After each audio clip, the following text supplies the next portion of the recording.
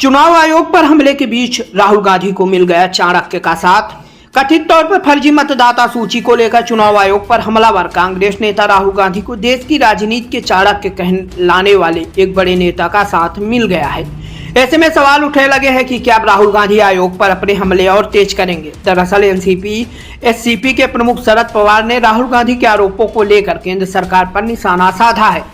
पवार ने शनिवार को कहा कि केंद्रीय गृह मंत्री अमित शाह को राहुल गांधी के आरोपों का जवाब देना चाहिए था, लेकिन वह मुद्दे से ध्यान हटाने की कोशिश कर रहे हैं। उन्होंने यह भी घोषणा की कि उनकी पार्टी सोमवार को बिहार की मतदाता सूची को लेकर प्रदर्शन करेगी, क्योंकि इस मुद्दे पर संसद में पिछले 15 दिनों से हंगामा चल रहा है। सच्चाई जनता के सामने नहीं आ पा रही है। गौरतलब हो कि राहुल गांधी ने हाल ही में चुनाव आयोग पर बड़े पैमाने पर मतदाता धोखाधड़ी और बीजेपी के साथ साठगांठ का आरोप लगाया था।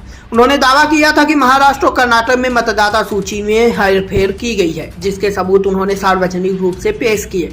इस पर पवार ने कहा कि राहुल गांधी ने गंभीर आरोप लगाए हैं और यह गृह मंत्री की जिम्मेदारी थी कि वे इस पर स्पष्टता लाएं, लेकिन उन्होंने इसे अनदेखा कर दूसरा मुद्दा उठाने की कोशिश की। बता दें, पवार का यह बयान विपक्षी एकता को मजबूत करने और चुनाव आयोग की विश्वसनीयता पर सवाल उठाने की दिशा में एक महत्वपूर्ण कदम माना जा रहा है।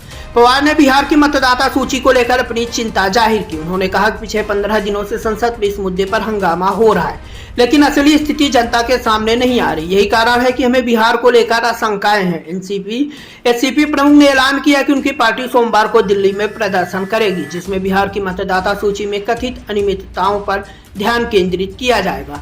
यह कदम विपक्षी दलों के उस अभियान का हिस्सा है जिसमें चुनाव आयोग से पारदर्शिता और जवाबदेही की मांग कर रहे हैं।